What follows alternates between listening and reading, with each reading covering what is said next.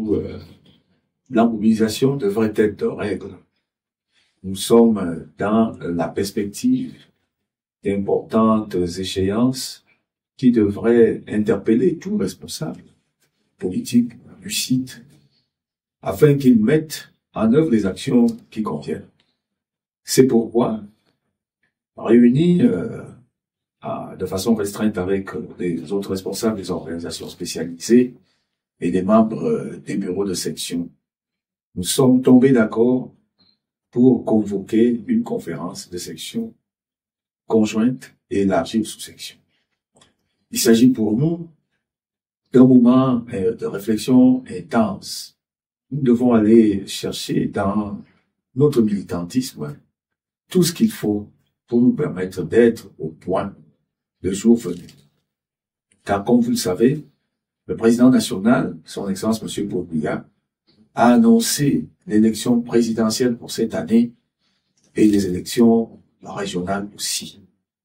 Il était donc de bon ton qu'ensemble, on puisse fermenter nos idées, les faire foisonner, organiser des interactions nécessaires pour être en capacité de lui renvoyer les suffrages auxquels il s'attend légitimement à lui, le président national, qui est notre candidat statutaire à l'élection présidentielle, mais également commencer à nous prépositionner par rapport aux élections régionales. Et parce que c'est un homme qui fait montre à la fois d'une intelligence et d'une dimension personnelle exceptionnelle.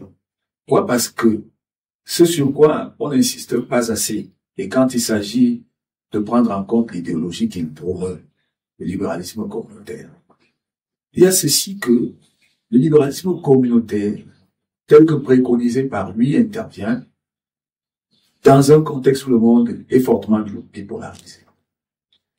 Dans cet enjeu qui est un enjeu partagé, la recherche du bonheur, l'enjeu de toute vie, et où les deux courants qui se battaient étaient tiraillés du point de vue de la pensée, comme les économistes le savent, entre, d'une part, l'école de Jean Bodin et l'école de Cyr de Malestroit, sur la question de la recherche du bonheur.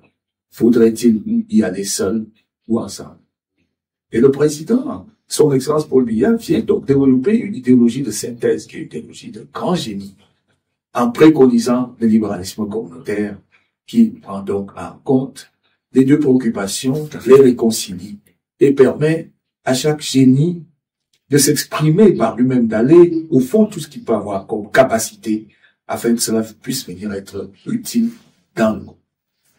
Et donc, après que cette idéologie a été posée, vous comprendrez la difficulté que d'autres formations politiques vont avoir.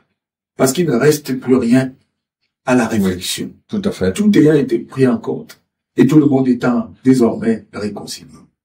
Et les actions qui sont prises plus loin, tant au niveau même de l'organisation du gouvernement, qu'au niveau des perspectives économiques qui sont tracées à travers la vision qui aujourd'hui est notre boussole, la vision de développement à long terme. Nous voyons que tout cela est mis en œuvre de façon méthodique. Nous allons converger ensemble, marcher ensemble d'un pas assuré vers l'avant, de manière à réserver au RDPC et à ses candidats un vote plébiscitaire à 100%. Voilà la résolution fondamentale.